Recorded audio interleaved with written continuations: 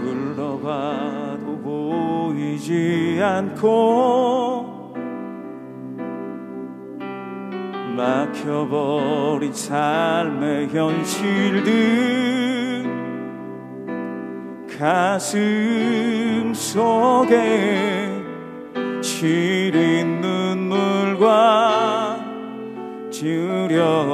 두려움에 지쳐버린 내 삶 아픔 속에 서 있는 내게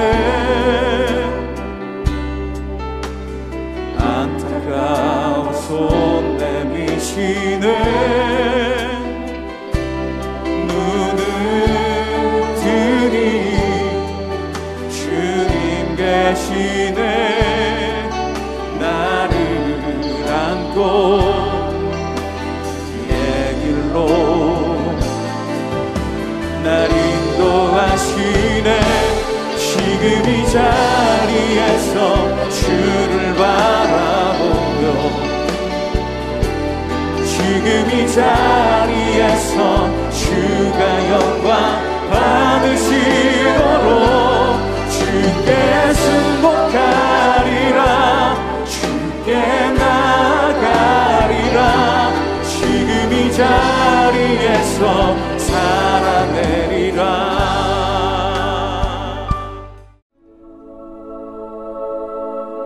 그 후에 바울이 아덴을 떠나 고린도에 이르러 아굴라라 하는 본도에서 난 유대인 한 사람을 만나니 글라우디오가 모든 유대인을 명하여 로마에서 떠나라 한고로 그가 그 안에 브리스길라와 함께 이달리아로부터 새로 온지라 바울이 그들에게 감해 생업이 같으므로 함께 살며 일을 하니 그 생업은 천막을 만드는 것이더라. 안식일마다 바울이 회당에서 강론하고 유대인과 헬라인을 권면하니라. 실라와 디모데가 마게도냐로부터 내려오매 바울이 하나님의 말씀에 붙잡혀 유대인들에게 예수는 그리스도라 밝히 증언하니 그들이 대적하여 비방하거늘 바울이 옷을 털면서 이르되 너희 피가 너희 머리로 돌아갈 것이요 나는 깨끗하니라. 이후에는 이방인에게로 가리라 하고 거기서 옮겨 하나님을 경외하는 디도 유스도라 하는 사람의 집에 들어가니 그 집은 회당 옆이라. 또 회당장 그리스보가 온 집안과 더불어 주를 믿으며 수많은 고린도 사람도 듣고 믿어 세례를 받더라. 밤에 주께서 환상 가운데 바울에게 말씀하시되 두려워하지 말며 침묵하지 말고 말하라. 내가 너와 함께 있음에 어떤 사람도 너를 대적하여 해롭게 할 자가 없을 것이니 이는 이 성 중에 내 백성이 많음이라. 1년 6개월을 머물며 그들 가운데서 하나님의 말씀을 가르치니라. 오늘도 말씀 앞에 나오신 성도님들을 사랑하고 축복합니다. 우리는 누구나 익숙했던 환경, 사람을 떠나본 경험이 있습니다. 나이가 어릴 때는 이유도 모른 채 부모님을 따라 이사를 가야 해서 베프와 헤어지기도 하고 학창시절에는 입시 결과에 따라 누구는 지방으로 누구는 유학을 가서 헤어지기도 했습니다. 성인이 되어서는 더 다양한 이유로 떠남을 경험합니다. 저는 40대에 처음으로 혼자 하는 여행을 하게 되었는데 익숙한 환경에서 벗어나 나를 아는 사람이 아무도 없는 곳에서 말도 잘 통하지 않고 낯선 곳 이곳 저곳을 다니면서 내가 누구인지를 더 잘 알게 되었습니다. 내가 얼마나 조심스러운 사람인지 어떤 유형의 사람에게 호감을 느끼는지 알게 되는 시간이었습니다. 누구나 떠날 때는 두렵기도 하고 미련이 남기도 하고 억지로 등 떠밀려 가는 것 같지만 어디든 도착해 보면 그 나름의 의미가 있음을 알게 됩니다. 오늘 본문 1절에서도 바울은 아덴을 떠나 고린도에 도착합니다. 바울이 아덴에서 고린도로 처음 왔을 때 몹시 두려워했습니다. 고린도전서 2장 3절을 보면 내가 너희 가운데 거할 때에 약하고 두려워하고 심히 떨어노라 라고 당시 상황을 회고하는 내용이 나옵니다. 사도로 부름받은 바울은 사명을 감당함에 있어서 상황적인 어려움과 반대 세력, 심적인 두려움을 겪었습니다. 빌립보에서는 감옥에 들어가 맞았고 데살로니가에서는 폭도들 때문에 야반 도주를 하기도 했고 베레아에서는 데살로니가 폭도들이 바울을 죽이겠다고 베레아까지 따라오기도 했습니다. 몸도 마음도 지쳐가고 있었을 것입니다.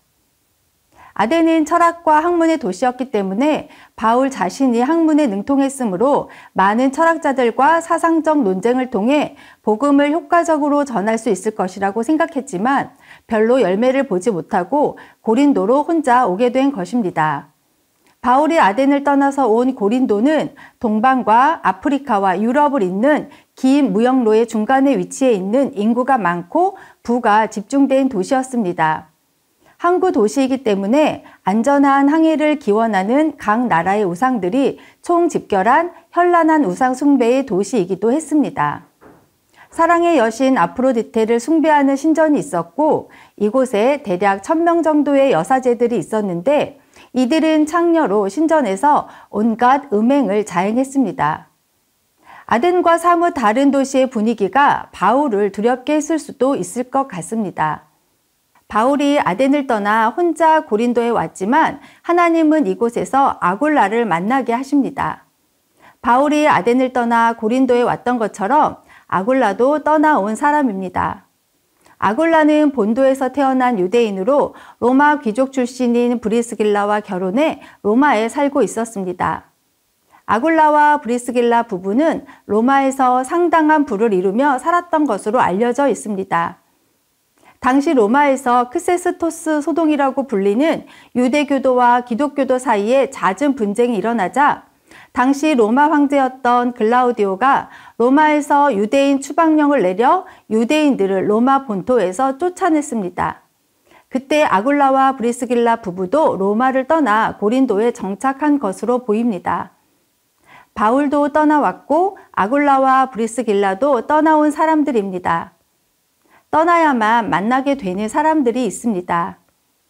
바울이 아덴을 떠나 고린도에 왔을 때, 아굴라와 브리스길라 부부가 로마를 떠나 고린도로 왔을 때, 이들은 상황에 의해서 어쩔 수 없이 떠나왔다고 생각했을 수 있습니다. 하지만 우리의 떠남과 만남에 우연은 없죠. 우연을 가장한 필연만이 있을 뿐입니다. 배후에 역사하시는 하나님의 섭리가 있음을 알 수 있습니다. 성도님들이 교회를 옮겨 더 사랑의 교회로 오셨을 때 이런저런 이유들이 많았을 것입니다. 하지만 이 모든 것도 하나님의 선하신 인도하심이며 계획 안에 있는 하나님의 섭리임을 깨닫게 되시기를 바랍니다. 고린도에서 두려움을 갖고 있던 바울에게 같은 일을 하는 아굴라 부부와 함께 생활하게 된 것은 바울에게는 큰 안정감을 주는 일이었습니다. 그리고 한평생 복음 사역의 동역자가 되었습니다. 로마서 16장 3절과 4절에 너희는 그리스도 예수 안에서 나의 동역자들인 브리스가와 아굴라에게 문안하라. 그들은 내 목숨을 위하여 자기들의 목까지도 내놓았나니 나뿐 아니라 이방인의 모든 교회도 그들에게 감사하느니라.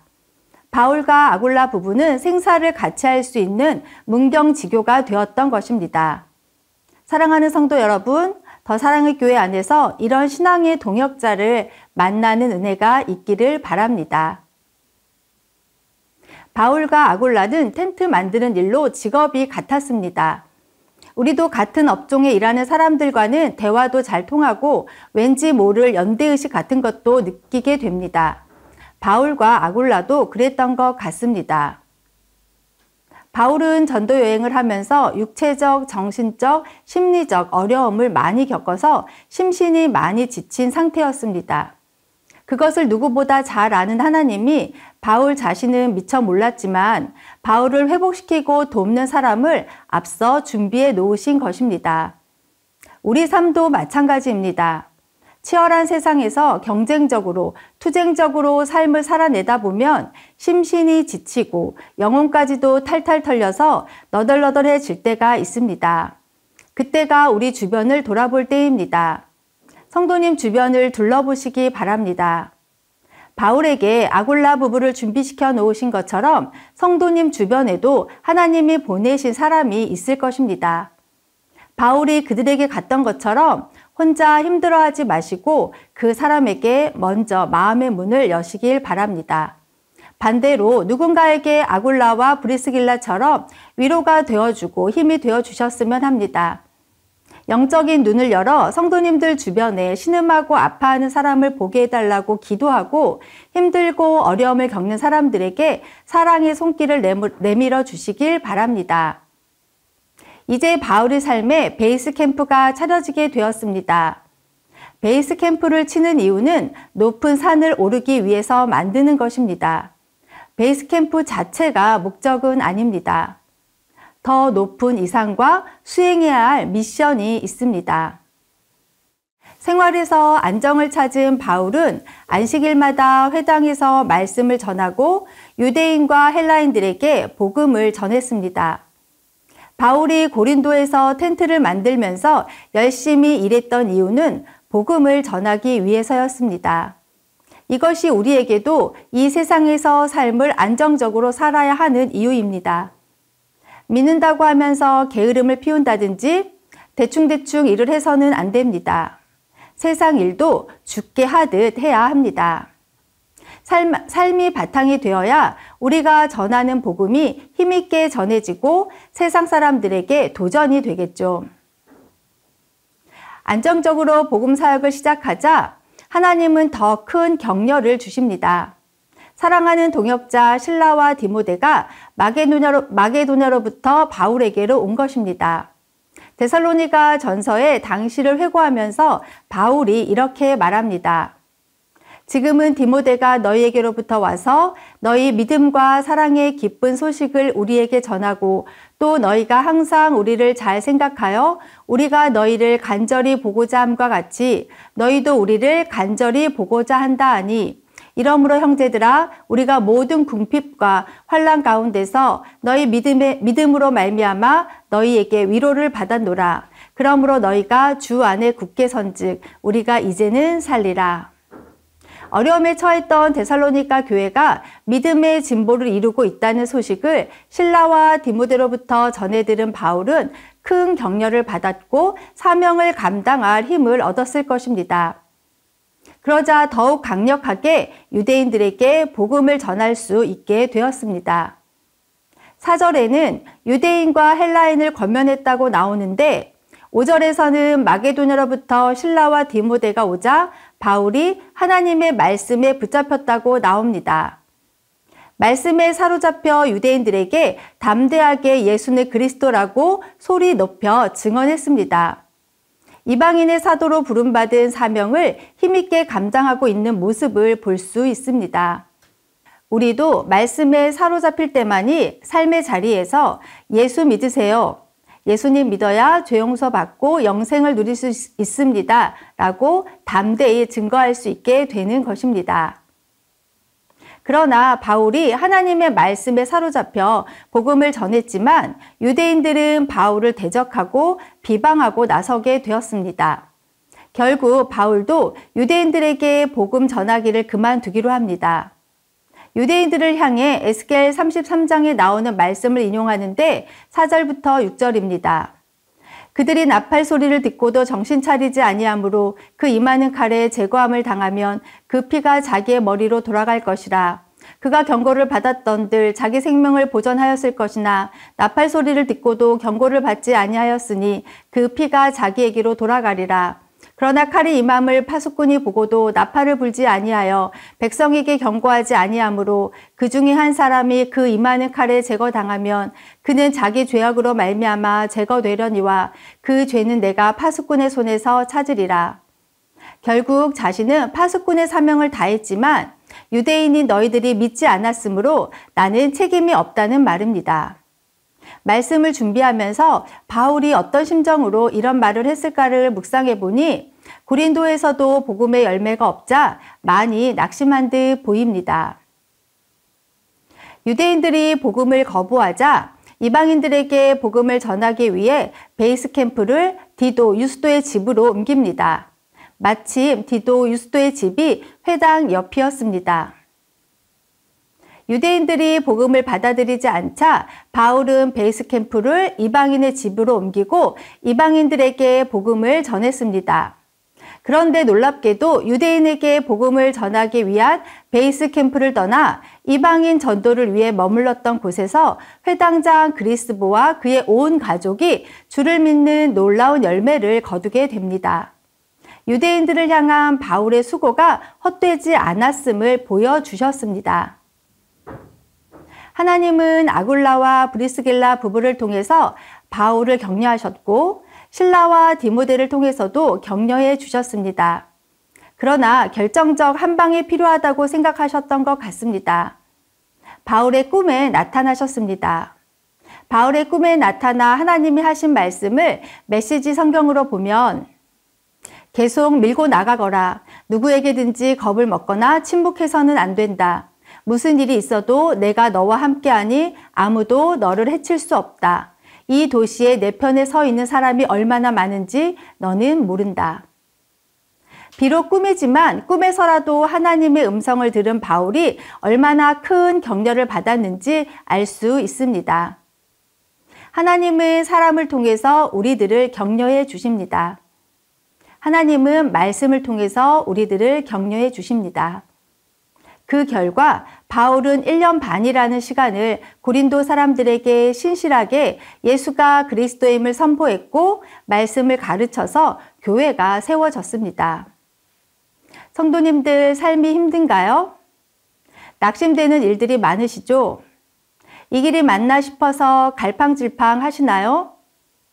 바울을 격려하시고 힘주시는 하나님이 오늘 우리의 삶에서도 함께 하실 줄 믿습니다. 우리 주님의 말씀입니다. 볼지어다 내가 세상 끝날까지 너희와 항상 함께 있으리라. 아멘. 기도 제목 읽고 함께 기도하도록 하겠습니다. 하나님이 우리의 삶을 높은 곳으로 떠나게 하시든 낮은 곳으로 떠나게 하시든 주님이 이끄시는 그곳에서 주님만을 의지하며 복음의 삶을 살게 하소서. 아멘. 사도 바울에게 믿음의 동역자를 허락하신 주님, 우리의 가정에서, 직장에서, 교회에서 함께 사명을 이루며 동역할 지체들을 만나게 하소서. 아멘. 하나님의 말씀에 충만하여서 우리에게 주어진 사명을 잘 감당하게 하소서. 아멘.